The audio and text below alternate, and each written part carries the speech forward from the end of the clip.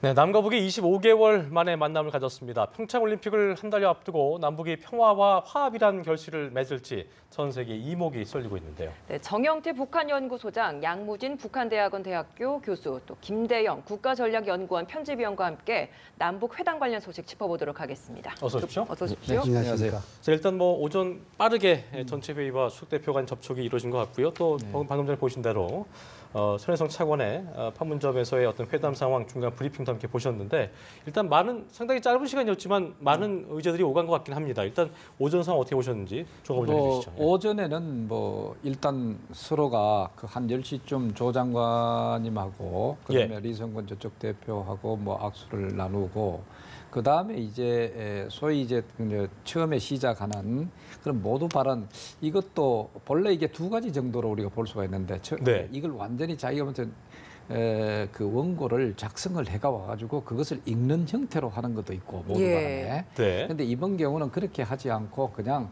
대화식으로 약간의 어떤 서로의 그 안부 묻는 것으로 시작을 해가 굉장히 부드럽게 이번에 진행이 됐다 이렇게 사실 볼 수가 있습니다. 자, 잠시만 저희가 또 외교부를 가봐야 될 것 같습니다. 강경화 외교부 장관이 2년 전 한일 정부 간에 체결된 위안부 합의의 처리 방향에 대한 정부 입장을 발표하는데 현장으로 가보시겠습니다. 입장을 발표하겠습니다.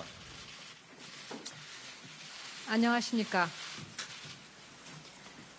존경하는 국민 여러분, 작년 12월 27일 위안부 TF 결과 보고서 발표에 앞서 저는 피해자 여러분 등의 의견을 겸허히 수렴하고 한일 관계에 미칠 영향도 감안하면서 2015년 위안부 합의에 대한 정부 입장을 신중히 수립해 나가겠다고 말씀드린 바 있습니다.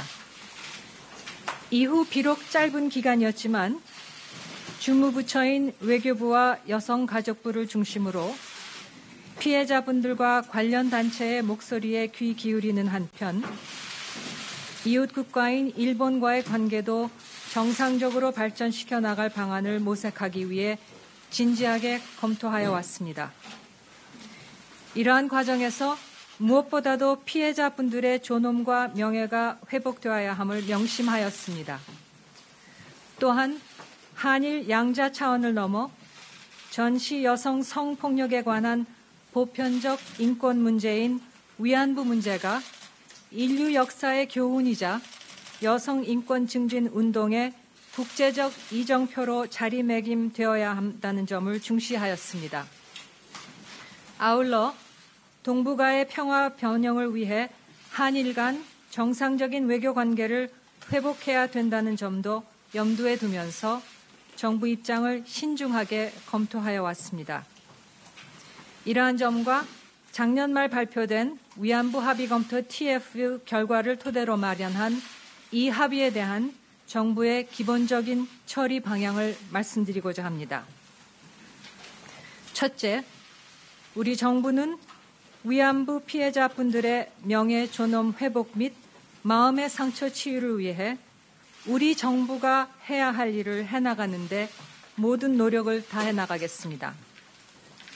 둘째, 이 과정에서 피해자, 관련 단체, 국민들의 의견을 광범위하게 수렴하면서 피해자 중심의 조치들을 모색해 나가겠습니다. 한편 일본 정부가 출연한 화해치유재단 기금 10억엔은 우리 정부 예산으로 충당하고 이 기금의 향후 처리 방안에 대해서는 일본 정부와 협의하도록 하겠습니다.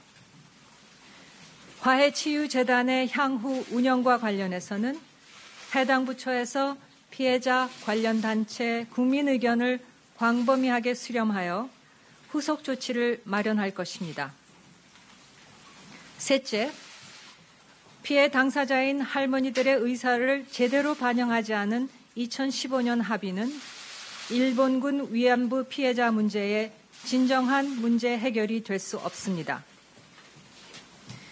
넷째, 2015년 합의가 양국 간의 공식 합의였다는 사실은 부인할 수 없습니다. 이를 감안하여 우리 정부는 동합의와 관련하여 일본 정부에 대해 재협상은 요구하지 않을 것입니다. 다만 일본이 스스로 국제보편 기준에 따라 진실을 있는 그대로 인정하고 피해자들의 명예 존엄 회복과 마음의 상처 치유를 위한 노력을 계속해 줄 것을 기대합니다. 피해자 할머니들께서 한결같이 바라시는 것은 자발적이고 진정한 사과입니다. 다섯째, 정부는 진실과 원칙에 입각하여 역사 문제를 다루어 나가겠습니다. 정부는 과거사 문제를 지혜롭게 풀어나가기 위한 노력을 기울이는 동시에 한일 양국 간 미래지향적 협력을 위해 계속 노력해 나갈 것입니다. 마지막으로 오늘 말씀드린 내용이 피해자 여러분들께서 바라시는 바를 모두 충족시킨다고 생각하지 않습니다. 이 점에 대해 깊이 죄송하다는 말씀을 드립니다. 앞으로도 정부는 성심과 최선을 다해 피해자 여러분들의 의견을 경청하면서 추가적인 후속 조치를 마련해 나가겠습니다. 감사합니다.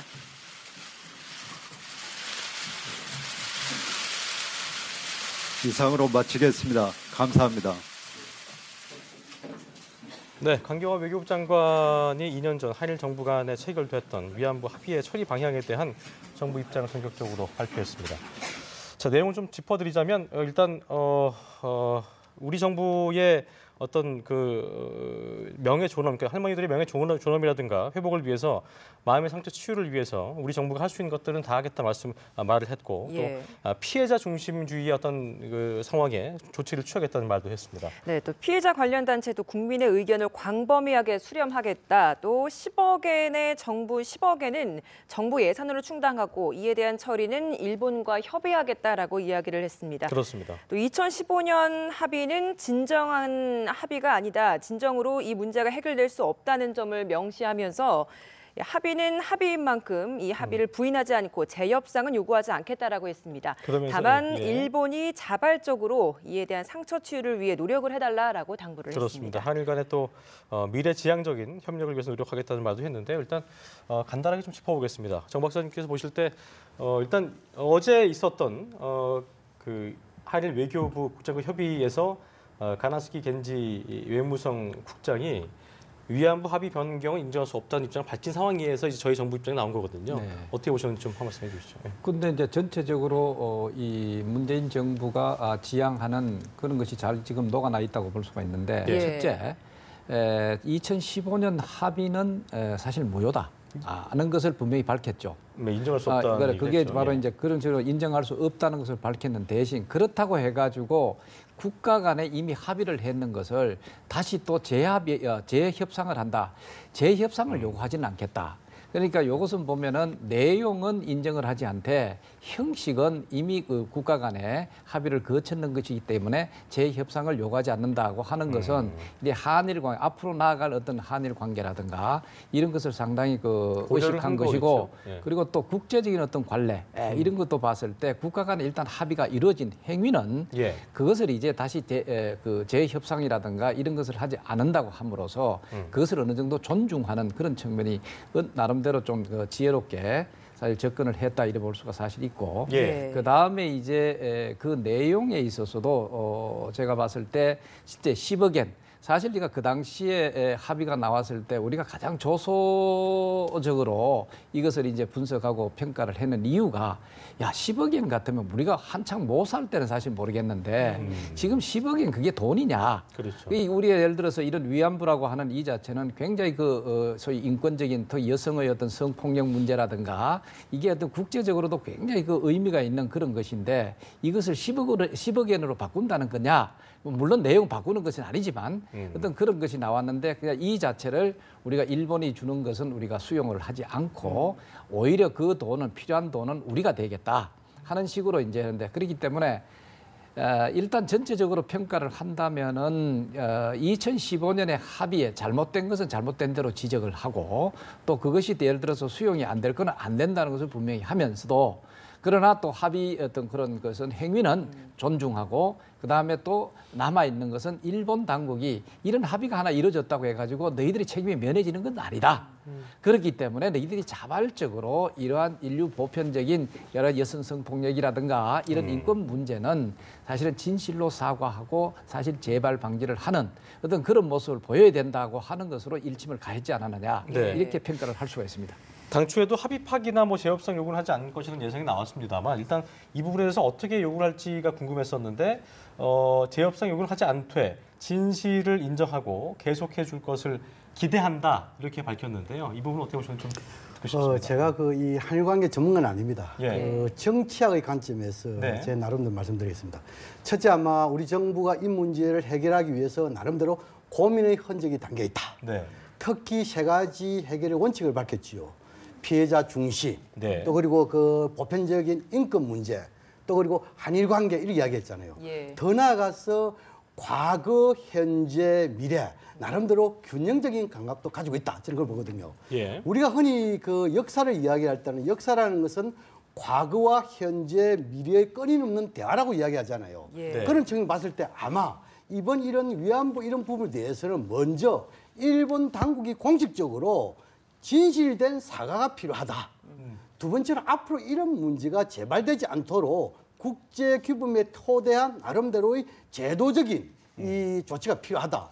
그 다음에 가서 이제 뭐냐면은 이런 그 보상이라든지 배상 문제 이런 게 아닌 게 보여지고 특히 우리 정부가 이 피해자 중심 이것도 뭐냐면 결국은 정부의 책임이 크다는 것을 나름대로 반성하는 대목이 있다 봅니다. 예. 예를 들어 가지고 나름대로 이 피해자에 대해서 정부가 모든 이런 책임을 지고 나름 관심을 가지고 있다는 거 아닙니까? 이런 것은 뭡니까? 정부가 지금까지 과거에는 그래 못했지만도 앞으로 이런 것을 재발하기 위해서도 정부가 이런 그 국민들의 생명과 재산을 보호하는 그런 측면에서 하나의 귀중한 사례로 남기겠다. 막 그런 측면을 보이고 특히나 이번에 뭐냐면 미래 관점을 이야기했습니다. 방금 우리가 이 정말께서 잘 말씀을 했지만도 이것은 과거 문제이면서 이 과거 문제를 가지고 미래를 소홀할 수 없다. 다시 말해 한일 관계를 소홀할 수 없는 건 좀 있지 않습니까? 그걸 봤을 때 아마 이 미래 측면에서 과거는 과거대로 예. 나름대로 우리가 국민의 입장을 지속적으로 제기하되 미래지향적인 이 측면도 관장점에서 균형 감각을 가진 해법이다. 그런 것입니다. 그래요. 알겠습니다. 좀 더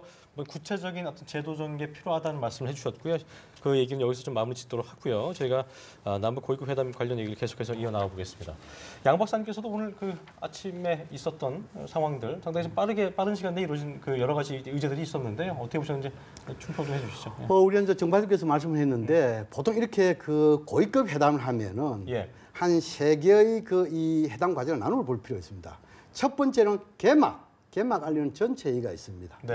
예. 두 번째는 뭐냐면 대표들의 접촉, 예. 다시 말해서 합의문의 문안 조정 회의라는 게 있습니다. 네. 또 여기서 잘 안 되면은 수석 대표 간의 접촉이 있습니다. 예. 아까 우리 정말님께서는 그 이번에 회담은 과거와 달리 아마 이렇게 기조문을 읽지 않고 무슨 그 서로 토론식을 한 거 아니냐 이런 식으로 말씀하는데 뭐 그 가능성이 있지만도 그 가능성은 아주 낮다고 생각합니다. 지금 이제 10시부터 회담을 해가지고 11시 5분까지 한 65분 했는데 적어도 우리는 뭐냐면 기조 발언문을 하고 예. 북측에서는 기본 발언문을 합니다. 예. 이것이 아마 적어도 20분에서 25분 정도 했을 것이다 이렇게 보여지고 그렇다면 그 한 50분 정도 되지요.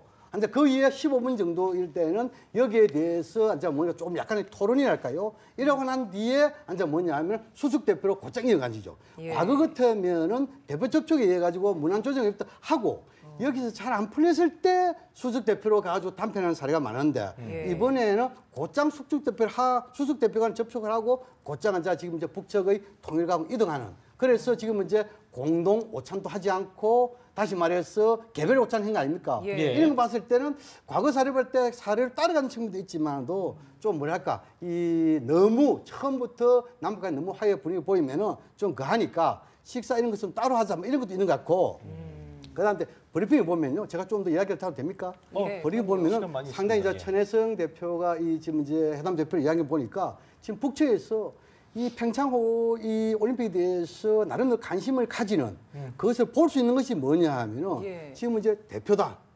선수단, 참가단, 응원단, 예술단 이 다 따주면은 한 200명에서 300명이 올 수 있습니다. 선수단보다 그 외의 인물들이 더 많은 그렇죠. 것 같아요. 이것은 뭐냐면 이미 김정은 위원장이 신년사에서 예. 이번 평창 올림픽을 민족 경사회다 그렇게 성격 규정을 했잖아요. 예. 아마 거기에 걸맞게 아마 이렇게 했다. 아마 이런 이 상황으로 볼 때 이번에 북측에 있어 가지고 평창 올림픽 이 부분에 대해서는 남측이 요구하는 것을 북측이 모두 다 들어줄 가능성이 높다. 저는 그렇게 전망을 하고요. 예. 그다음에 이제 기조 우리의 발언문에서 보면은 지금은 이제 과거에 2차례 회담을 제안했지요. 네. 지금 이제 적십자 회담 또 그리고 군사 당국 회담 제안했죠. 여기에 대해서 다시 재확인하면서 다시 한번 한 그런 게 있었거든요. 이상가족, 설맞이 이상가족. 그리고 지금 이제 군사적 우발적 충돌을 방지하기 위한 군사회담. 또 그리고 여기서 중요한 부분이 뭐냐면 미국 국제사회 관심이 뭐냐면 한반도의 비핵화 평화 아니겠습니까? 여기에 대해서 대화를 통한 문제에 있어가지고 남북이 공감한 것을 보여줬단 말입니다. 예. 다시 말해 비핵화회담이라는 것은 남북 간의 비핵화회담이 또 할 수 있고 북미 간 할 수 있고 육자회담 할 수 있죠. 이것을 좀 포괄적으로 담아가지고 양자다잔을 표현하지 않으면서 비핵화 대화가 필요하다. 이런 부분에서 우리가 아마 강조한 것은 국제사회 목소리를 우리가 다 해준 거 안 보여주고 북쪽에서는 뭡니까? 평화 강조하면서 대화를 통해서 문제를 풀자 이랬겠죠. 예. 그런 측면에서 지금까지 1차적인 기조 발언문만 볼 때는 북한은 평창에 집중한 것이고 우리는 평창 플러스 우리가 하는 이산가족이라든지 또는 군사적 문제라든지 비핵화 문제까지 다 이 기본 발언문에 다 담은 것이 아니겠느냐. 저는 그렇게 분석합니다. 예. 아, 참 아까 거기에서 그 좀 얘기하신 건데 제가 그 협상 그것을 뭐 공동으로 뭐 준비해서 하는 어떤 그런 것이 아니라 뭐 대화식으로 했다는 그것이 아니라 모두 발언을 얘기하는 것이. 모두 발언에서도 보면은 어떨 때는 딱 막 생각을 다 해가지고 뭔가 예. 이번에 확실히 뭔가 보여줘야 되겠다. 아니면 무슨 뭔가 이 선포를 해야 되겠다. 이럴 때는 진짜 쪽지를 적어와가지고 예. 그것을 읽는 형태를 모두 발언했음에 비해서 이번에는 그렇게 하지 않고 양측 우리 조명균 장관하고 그리고 리성근 대표하고 사실 그 마주 앉아서 그냥 덕담을 나누는 어떤 형태로 사실 물이 그래요. 흐르듯 그쵸. 이것을 이제 모두 발언을 진행했다 네. 하는 데서 조금 그 얘기를 한 부분에서 거죠. 네. 모두 모두 발언의 발언이라는 것은 분위기를 그것은 얘기하시는 간단하게 거예요. 예. 모두 발언이라는 것은 뭐냐면 덕담은 그냥 포토 세션 있잖아요. 네. 언론이 다 있는 상태에서 다 덕담을 하지요. 예. 그런데 이번 덕담 부분에서 물론 뭐냐면 우리 민심이니 천심이니 화해협력이니 시작이 반이다 끈기 있게 하자 뭐 네. 다 이야기했잖아요. 아주 네. 좋은 것이죠. 여기에서 좀 약간의 북한에서 이번 회담을 공세적으로 나갈 수 있다는 의도 이것을 엿볼 수 있는 대목이 있어요.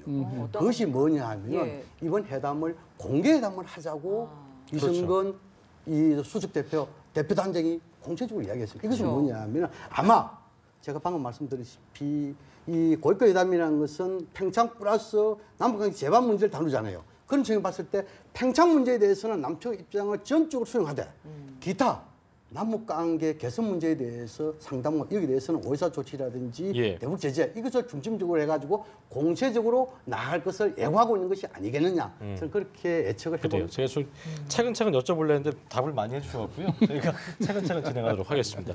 자, 김 의원님도 좀 들어보셔야 의견을 듣고 싶은데요. 지금 방금 양 교수님께 얘기해 주신 그 모두 발언에서의 어떤 그 공개로 하자는 발언 예. 이것들이 어떻게 보면 그 북한 내부에서는 이미 사전 준비된 뭐 발언이었을까 아니면 어떤 분위기 속에서 나왔던 것이었을까 이거에 대한 뭐 해석도 엇갈리는 것 같더라고요. 사실 어떻게 보고 그 계세요? 다른 회담과 달리 이번 회담은 그 오전 회담만 봤을 때는 굉장히 빠르게 그리고 특히 이제 북한 같은 경우에는 평창 관련된 부분에 있어서는 예. 어느 정도 계획을 맞춰서 온 것 같고 또한 김정은 위원장이 어느 정도 재량권을 좀 준 것 같이 이렇게 보입니다. 그렇기 네. 때문에 쉽게 좀 합의가 됐다라고 이제 보여지는 부분들도 있어 보이고요. 그렇기 예. 때문에 그런 부분에 있어서는 굉장히 순조로운 출발이었다고 생각이 됩니다. 예. 아니 그래 지금 방금 그 이제 답변을 제대로 근데 거기서 좀 더 보태면은 네. 예. 이번에 그 리석근 대표가 공개하자고 얘기한 거는 그건 준비된 것이라고 봐야 되죠. 왜 그러냐면은 사실상 이제 우리 양배정 교수가 잘 얘기해 주셨는데 여기에서 이번에 그 모두 발언에서 예. 여러 가지 의외도 많았습니다만 그 중에서 민심이라는 단어가 제일 많이 들어가고 강조됐습니다. 민심이 천심이다. 그럼 이걸 뭘 겨냥을 했겠느냐? 사실 우리 이 대한민국은 이번에 그 촛불 그 정신으로 인해 가지고 새로운 정부도 탄생을 했고, 그리고 또 그 여파로 인해 가지고 또 이 남북한 관계 개선이라는 분위기까지 만들어지지 않았느냐?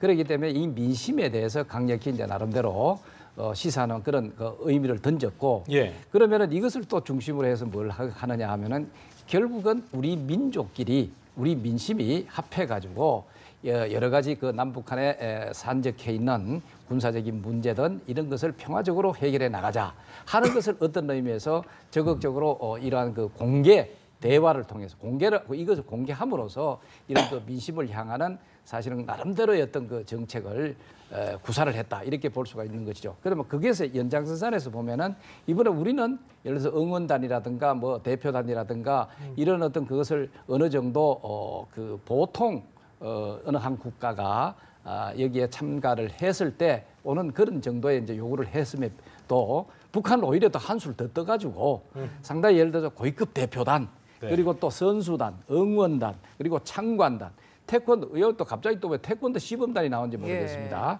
그리고 또 기자단은 뭐 올 수가 있고, 그리고 또 민족 올림픽 조직위원회라 해가지고 여기에서 또 대표를 또 보내겠다. 민족 올림픽 조직이라 하는 거 이번에 처음 나온 것 같은 그런 기분이 듭니다. 다 이것도 이번 이 행사를 위해서 상당히 그 나름대로 그 조직한 것이 아닌가. 막 이렇게 전체적으로 본다면은. 상당한 부분 민심을 중심으로 한 통일 전선 전술이라고 하는 이런 측면에서도 우리가 유심히 볼 필요가 있다 이렇게 생각이 됩니다. 예.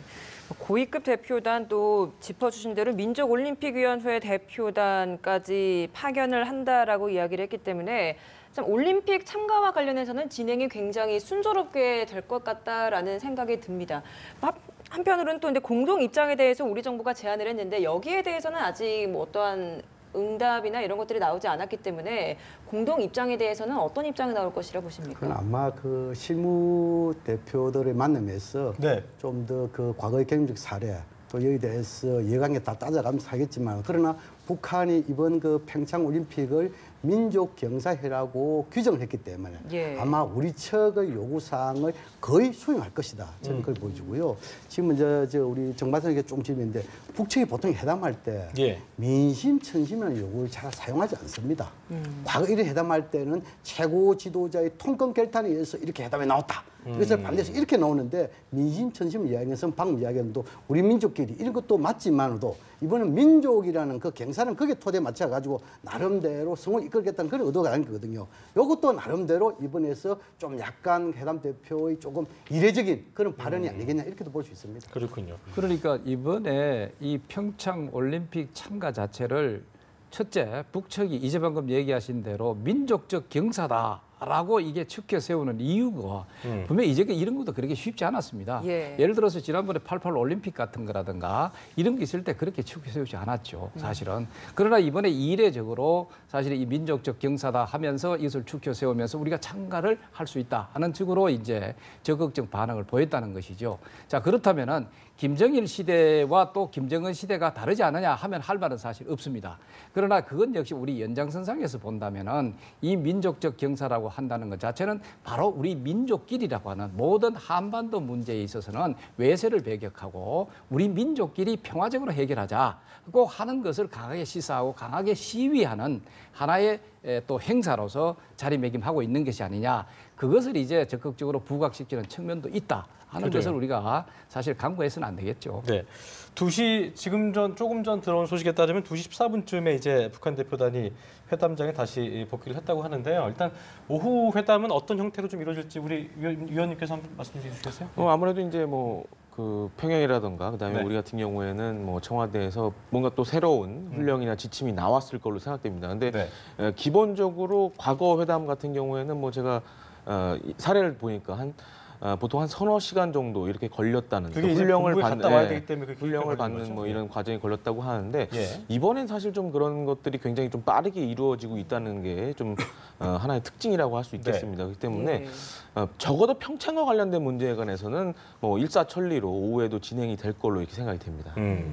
아까 이제 고위급 얘기했었는데 북한에서 뭐 최룡 누가 올 것이냐 또 예술단도 누가 올 것이냐인데 보니까 최룡해나 김여정 그리고 또 이제 그 넘어오게 될 때는 고려항공을 할 수도 있잖아요. 근데 이제 고려한국이나 최룡해 같은 경우는 제재 명단에도 포함이 돼 있어서 이 부분은 또 어떻게 좀 뭐 한시적으로 풀어야 될지도 문제가 될 거고요. 좀 고려할 게 많을 것 같습니다. 그런 측면에 있어서 예. 이번에 이제 북한이 이러한 그 대규모로 대표단을 보내겠다고 하는 데 있어서는 사실은 우리 정부가 시험대에 올라와 있다 하는 네. 측면도 사실 있습니다. 이제 방금 지적해 주신 대로 이걸 만약에 고려항공이라든가 아니면은 그 다른 선박을 이용해 이렇게 왔을 때 네. 사실 그 국제적으로 유엔 대북 안보리 제재 이 내용하고 이 저촉되는 부분이 사실 있습니다. 예. 그 다음에 또 우리가 독자적인 제재로서 북한의 인물을 제재 대상에 올려놨죠. 예를 들면 최룡해라든가 그렇죠. 김영철이라든가 네. 이런 그 인물들을 제재 대상에 올려놨는데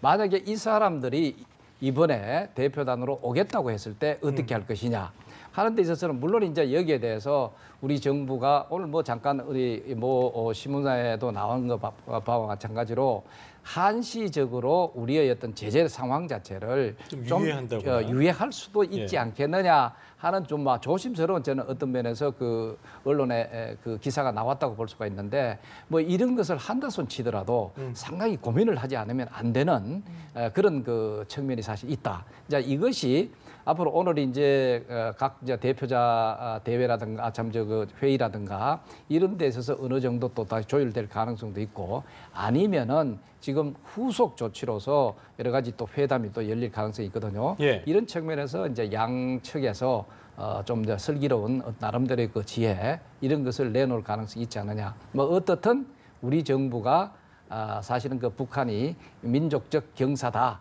하는 형태로 해서 그래 대대적으로 여기에 대표단을 파견하겠다고 했을 때는 이제 방금 지적해 주신 대로 그런 문제들이 사실 우리한테 나름대로 그 시험대에 올라와 있다 하는 것은 분명한 것 같아요. 그렇군요. 네, 양 교수께서 보시기에는 고위급 대표단에는 어떤 인물들이 포함될 것이라 보십니까? 그 말씀드리기 전에요. 남북 고위급 회담하면은 진행 과정에 대해서 좀 잘 알아볼 필요가 있어요. 근데 이걸 그냥 넘어갈 것이 아니고 지금은 이제 북측에서 개별 오찬을 하고 다시 우리에 넘어온 거 아닙니까? 넘어왔죠. 예. 넘어와가지고 다시 전체 회의를 할 것인지 아니면 대표 접촉을 해가지고 문헌 조정 회의를 할 것인지 여기에 따라 가지고 앞으로 회담이 좀 길어질 것인지 좀 더 단축될 것인지 우리 예측해야 되는 있습니다. 네. 예를 들어 가지고 다시 전체 회의를 하자면 아마 북한이 평창 올림픽 외에 남북관계 상호 관심사에 대해서 상당히 토론을 하자고 공세적으로 나올 가능성이 있고 그럼 이것을 하지 않고 곧장 문헌 조정 회의 대표적으로 이렇게 하면 앞으로 회담이 상당히 수월하게 빨리 끝날 수 있다. 이렇게 우리 예측하는 그 대목이 있다는 것을 먼저 이해해볼 필요 있고 그다음 지금 이제 대표단에 대해서 여러 가지 아까 지금 이제 대북 제재 이런 이야기를 많이 했는데 이미 한미 간에는 가장 중요한 한미 군사훈련도 중단을 했습니다. 그런데 뭐 대북 제재가 그렇게 무슨 큰 이유가 될 수 있습니까? 만약 그렇다 하면 남북 간에 한반도에 비전이 없다고 국제사회가 비판할 거예요. 이 부분에 대해서는 이미 뭐냐면 국제적인 관례, 과거의 남북 관계 이렇게 해왔던 관례, 또 우리가 IOC에서 지원하는 규모, 이런 우리의 능력 범위 내에서 하면 됩니다. 저는 뭐 김여정이가 인권 문제에 대해서 제대적으로 올 수 있느냐, 채용에 올 수 있느냐, 김정일 올 수 있느냐, 그건 뭐 중요합니까? 이것은 뭡니까? 이미 이 기간에는 휴전 결의안이 그것도 유엔 총회에서 했단 말입니다. 그런 측면에서 일시적으로 다 해제가 될 수 있어요. 그것은 뭡니까? 이 운영의 묘지, 그걸 갖다가 너무 제재 하나의 그 기계식으로 끼워 맞추고 해서는 안 된다, 이거 보여주고. 그다음 지금은 이제 고위 대표단과 관련해가지고 이 부분에 대해서는 상당히 뭡니까? 북한도 이번 행사를 민족 경사를 이야기했고 우리 정부도 이것을 뭡니까? 그냥 평창올림픽을 하는 것이 아니라 뛰어넘어가지고 평화제전. 한반도의 평화, 나가서 동북아의 평화, 세계 평화에 기여하는 그런 하나의 계기점을 하려고 되어 있잖아요. 이런 차원에서 북한에서 고위 대표단이 온다 하면 상당 부분 한반도의 지금까지 긴장 국면을 대화 국면으로 전하는 분기점이 될 것이다. 그걸 보여주고 거기 여기서 그럼 누가 올 것인가? 이런 부분에 대해서 혼자 관심사항인데 일부에서는 김여정이 올 것이냐, 최용이 올 것이냐, 또는 그 김영남이 올 것이냐 이걸 이야기하는데 저는 기본적으로 고위 대표단 중에서 최휘라는 사람은 올 것이다. 왜냐하면 최휘라는 사람은 정치국 후보위원입니다. 또 김정은 위원장의 측근입니다.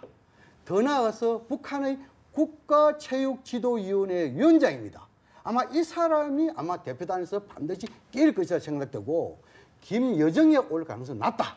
왜냐하면 김여정은 남북관계 또 그리고 체육 관계에 대해서 지위와 역할이 없다. 그다음 이제 채용회. 지금까지 채용회가 만약에 북한 노동당의 조직 지도부장이라고 이야기한다면은 예. 채용과 특사로는 몰라도 조직 지도부장의 지위를 가지고 우리 측에 온 사례가 없습니다. 72년도에도 그 당시 조직 지도부장인 김영주, 김일성의 동생이죠. 이 사람이 올라고 했는데 여간 저 신경 무슨 이 병 문제가 오지 않았습니다.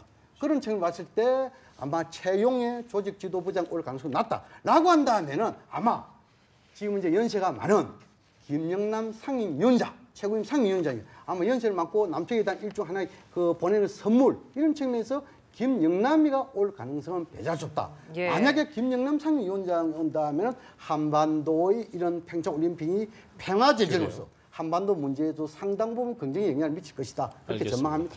아니 근데 잠깐 하나만 예. 지금 아까 그 제재 그것을 그죠 그렇게 쉽게 생각할 문제는 쉽게 아닙니다. 생각하는 것이 잠깐만요. 아니지. 제가 얘기를 좀 합니다. 예. 이게 왜 그러냐면은 일단 우리가 독자 제재든 우리가 일단 국민에 약속을 했습니다. 그 다음에 또 유엔 안보리 대북 제재는 우리가 마음대로 할 수 있는 게 아니잖아요. 예. 만약에 그런 것을 쉽게 생각한다면은 어느 그 국가가 국제적인 어떤 기본 그 규범에 따라서 그것을 우리가 지키려고 하겠습니까? 야, 예를 들어서 위안부 문제도 마찬가지입니다. 우리가 거기에서 잘못됐고 뭔가 부족한 점이 있는 건 분명히 함에도 불구하고 우리가 국가 간에 합의를 한 것에 대해서는 우리가 존중한다. 이래 나온 것도 사실은 여기에서 멀어지지 않는다는 것이죠. 그렇기 때문에 우리 정부가 이게 안 된다는 뜻이 아니라 예. 우리 정부가 그만큼 그래요? 이러이러한 문제에 대해서 여러 가지 미국과의 어떤 직접적인 접촉이라든가 아니면 여타 관계 국가들의 접촉, 이 외교를 통해 가지고 그것이 한시적이 됐던 어떻든 방법을 찾아내야 된다는 그런 시험대에 있다는 그런 그거에 대해서 예. 제가 그걸 이해를 너무 쉽게 하는데요. 생각하면 안 되죠. 잠시만요. 그러니까 저희가 지금 이렇게 길게 모든 걸 얘기할 수 없는 상황이기 때문에 일단 객관적 의견과 주관적 의견이 있겠지만 좀 이렇게 밸런스를 맞춰서 말씀드리겠고요. 저희가 잠시 화면을 좀 볼 텐데요. 오늘 남북 고위급 회담이 합기애애한 분위기로 첫 대화를 시작을 했는데요. 북측단장인 리선권 조국평화통일위원회 위원장이 회담 완전 공개를 공개 제안하기도 했습니다. 네, 관련 발언 직접 들어보겠습니다.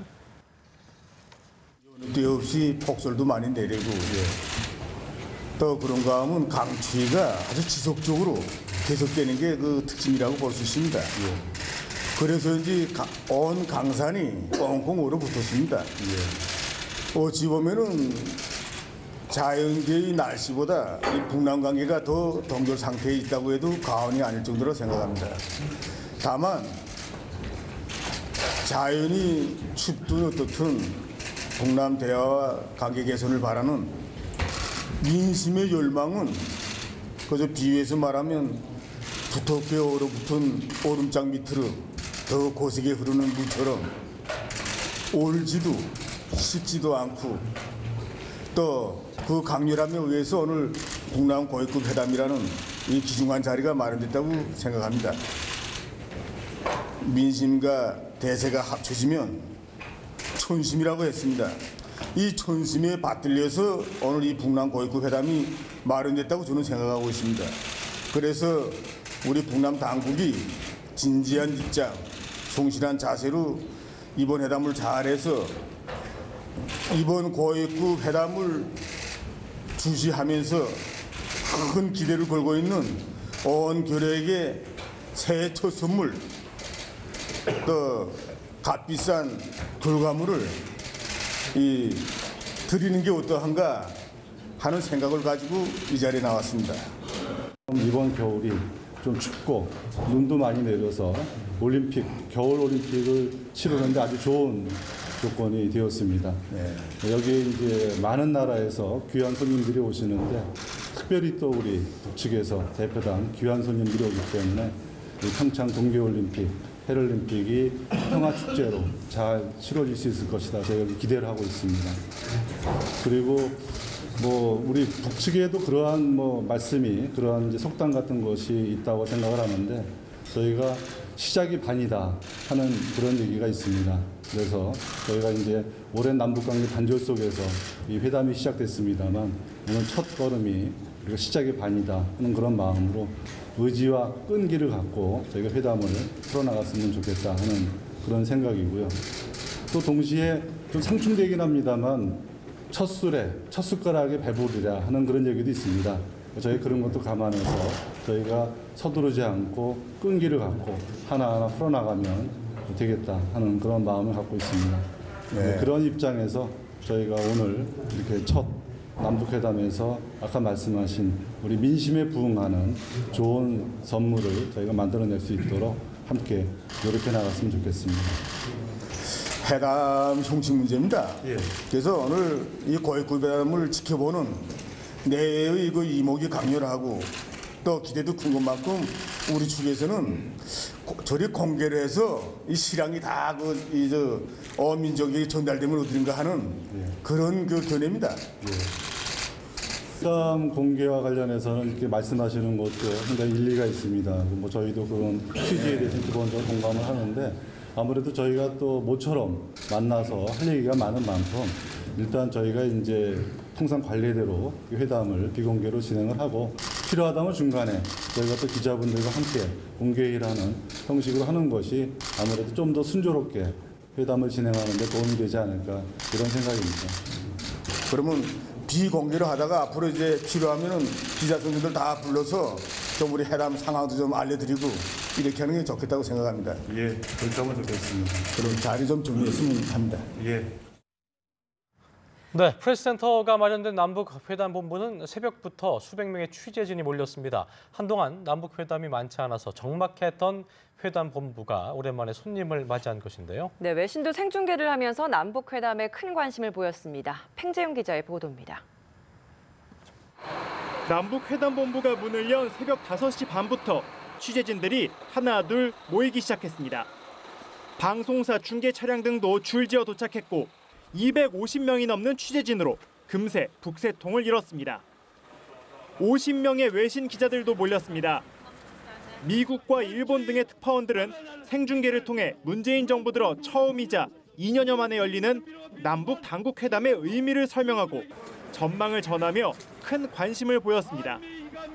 조명균 통일부 장관 등 우리 측 회담 대표단이 회담장으로 출발할 때는 수많은 카메라 플래시가 셀 수 없이 터졌습니다. 조 장관의 짧은 발언은 생중계로 방송이 됐고 국민들께서 갖고 계시는 여러 가지 그런 것들 기대에 저희가 잘 맞춰서 서두르지 않으면서 차분하게 회담에 임하도록 하겠습니다. 감사합니다.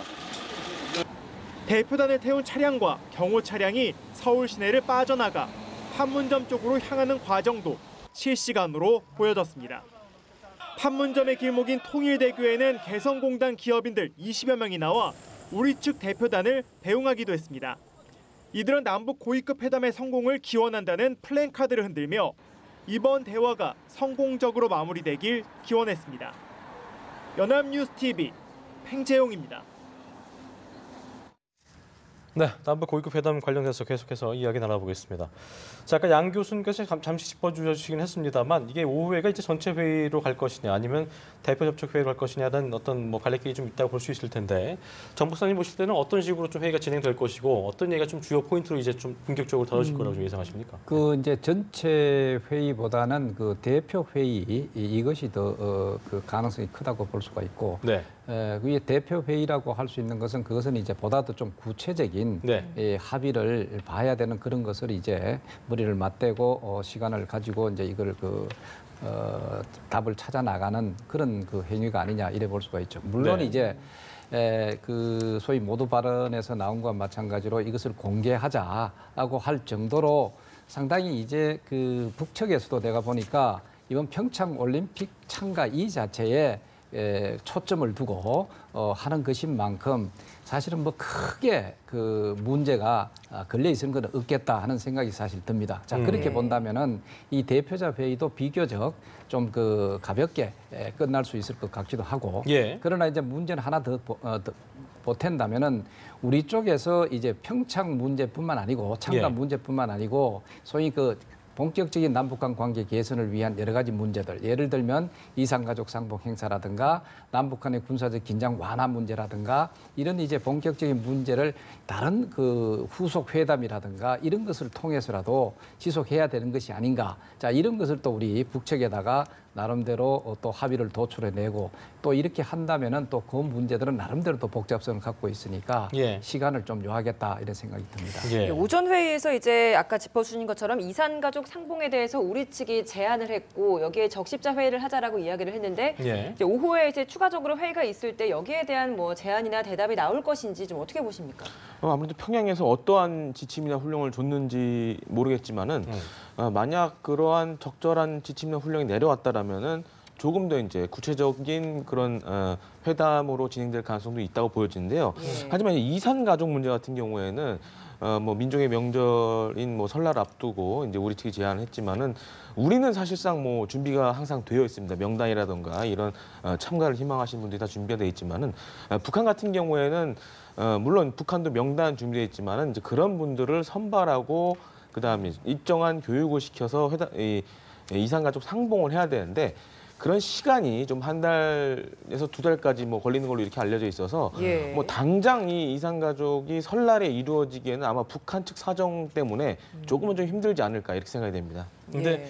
뭐 이런 한가는 또 그 2월 16일이 보니까 북한 입장에서는 그 김정일의 생일이어서 김정은 입장에서는 뭔가 자기 선대에 대한 어떤 주민들에 대한 보훈성 뭐 치하라든가 이런 부분에 대해서 좀 굳이 나쁠 게 없기 때문에 또 전격적으로 이루어질 수도 있지 않겠냐는 뭐 의견도 있더라고요. 이 부분은 어떻게 좀 보세요, 김 교수님? 아마 그 설맞이 이산가족 상봉에 예. 대해서 원칙적인 이 서로의 생각이랄까요. 여기에 대해 원칙적에 대해서는 뭐 북측도 공감할 거로 생각합니다. 네. 그러나 물리적으로 쉽지 않습니다. 첫째 예를 들어 가지고 금강산에 간다 하면은 시설에는 준비가 상당히 시간이 걸립니다. 또 그리고 북한이 이 이산가족 여기에 대해서 우리 이명박 정부가 박근혜 정부 시기에 세 차례 정도 속았다는 것을 북한이 가지고 있기 때문에 아마 금강산 관광 재개와 연결시킬 것입니다. 그런 측면에서 원칙적으로 설맞이에 하는 필요성을 공감하지만도 예. 좀 구체적으로 갔을 때는 쉽지는 않을 것이다. 저는 그렇게 생각되고요. 그러니까, 그다음 지금 이제 아까 지금 이제 회담 보통을 하면요. 예. 아까 지금 이제 우리 이제 그 앵커께서 대표 접촉도 먼저 할 것인가 아니면 전체 할 것인가 이런 부분 보통 오전 전체 회의가 끝날 때 그 어느 한쪽에서 이야기를 합니다. 그렇다면 이번 회담을 효율적으로 운영하기 위해 가지고 문안 조정회부터 합시다. 그럼 기초에 안 하고 우리 측 안 해놓고 대표 접촉. 그러면 대표 접촉할 때는 우리가 대표 접촉 지명을 합니다. 예. 그럼 천여성 대표와 뭐 노태강 대표가 하고 기초에서는 황충성과 뭐 정종석 이렇게 합니다. 이런 부분을 천혜성 이 대표가 브리핑할 때 알려줘야 예. 우리가 지금 이제 좀 더 명확하게 볼 수 있는데 아마 그런 부분은 이미 합의되어 있을 것이다 이렇게 보여지고요. 예. 그다음에 이번에 제가 보기에는 아까 앵커 지금 이제 우리의 이제 군사 문제하고 이산가족 있잖아요. 이 부분은 아마 북한 측에서는 이렇게 할 거예요. 이산가족 평창 부분에 대해서는 제가 한 생각이 남쪽을 다 하더라도 예. 이산가족과 군사 이 문제에 대해서는 남쪽에 대해서 이렇게 할 겁니다.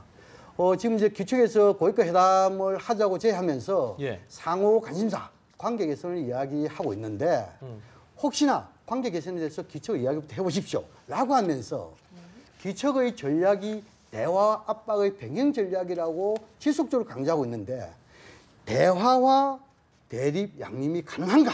답변하시오 이렇게 할 수 있고 역으로 질문을 할 수 있다라는 거죠. 그렇죠. 예. 그다음 이제 뭐냐 하면은 오이사 조치와 대북 제재를 현재 유지 상태에서 남북 간에 교류할 수 있습니까? 이렇게 물을 거예요.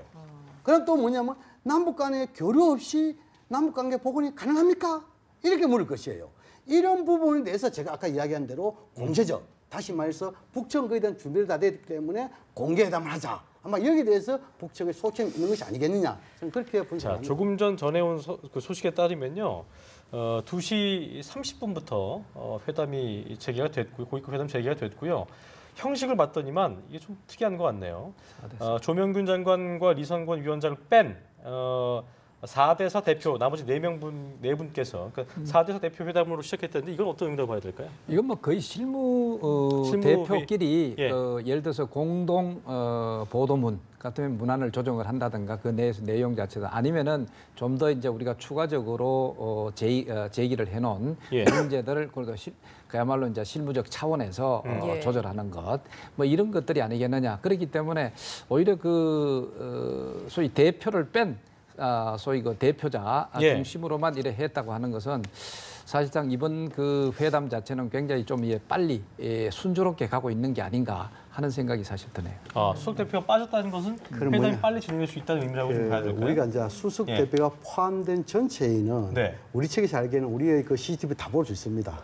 그런데 이제 이 대표 접촉이라는 경우는 우리 CCTV 볼 수가 없어요. 네. 이제 대표 접촉이라는 것은 방금 이제 정박 교수님 말씀한 대로 문안 조정 회의입니다. 예. 합의문, 공동 보도문 문안 이걸 조정 내놓고 회의. 예. 내놓고 이제 국제에서 뭐냐면 초안 우리 초안 놔놓고 이거 뺄 거 빼고 넣을 거 넣고 우선순위 정하고 이러는 거거든요. 이거 했다가 다 끝나는 건 아닙니다. 또 뭐냐면 이 합의가 되면은 나중에 되면 뭐냐면은 종결회의라고 있습니다. 또 전체 회의합니다. 여기서 뭐냐면 또 다시 원위치를 돌아가지고 상호 관심사에 대해서 또 토론할 수가 있어요. 그런 측면을 봤을 때 앞으로 좀 더 봐야 된다 저는 그렇게 생각합니다.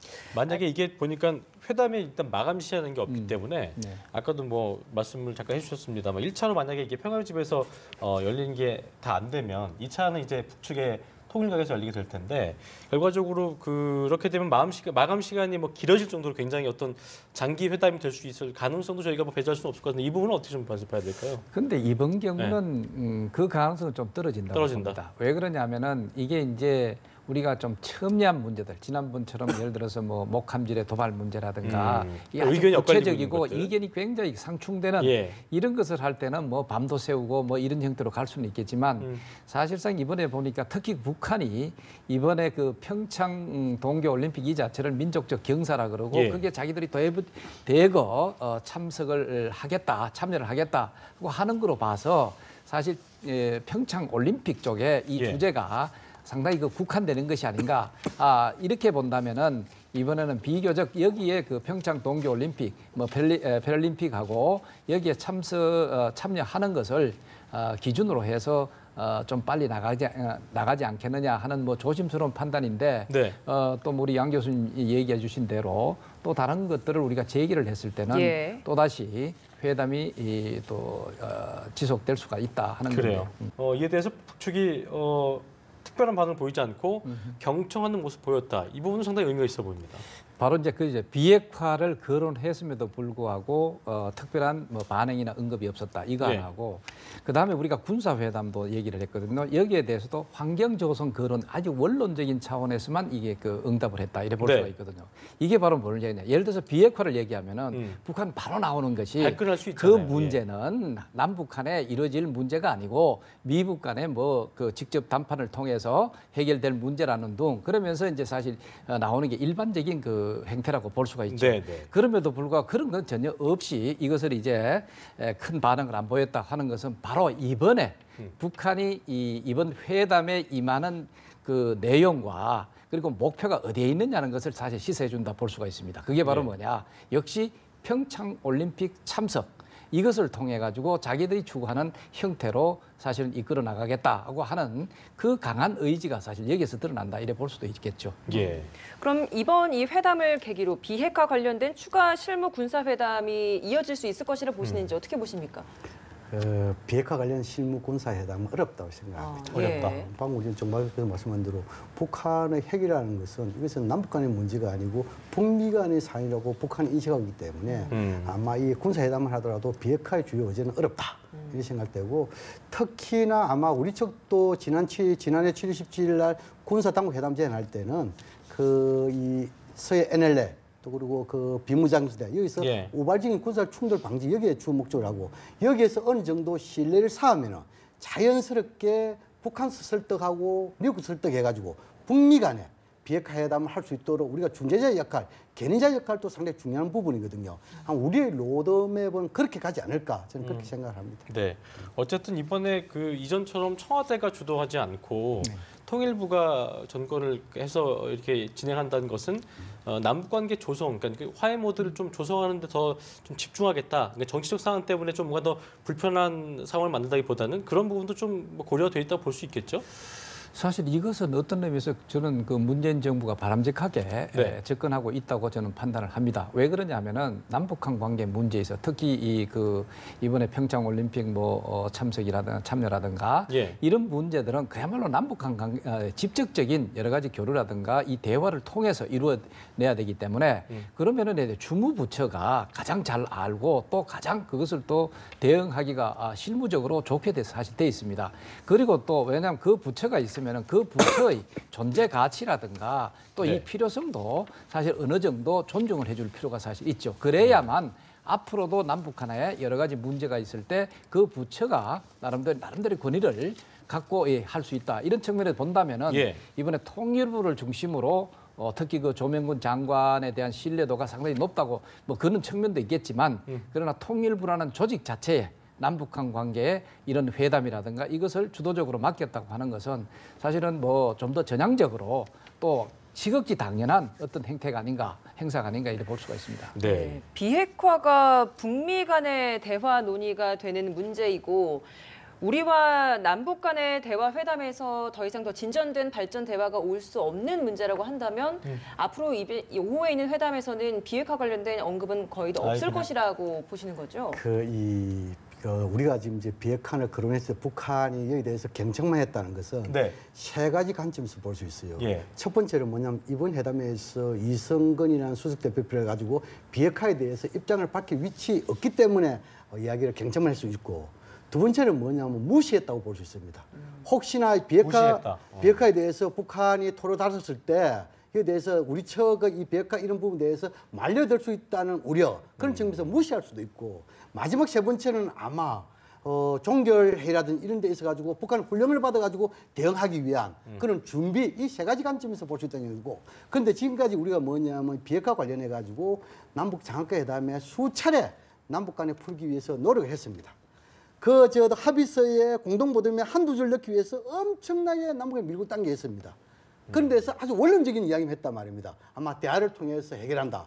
이번에도 비핵화 부분에 대해서는 이렇게 뭐냐면 상호 관심사에 대해서 대화를 통해서 해결한다. 이런 원론적인 합의 문구 나올 가능성이 있다. 저는 그렇게 전망합니다. 한 가지만 드리겠습니다. 김 의원님께. 이게 예. 그러니까 평화적 토대 마련을 근거로 어떤 그 북측의 무리한 요구라든가, 그러니까 예를 들자면 훈련 중단 및 미 전략자산 철수라든지 이런 것들에 대한 요구도 나올 수 있겠느냐 이런 의견도 있는데 어떻게 좀 보고 계세요?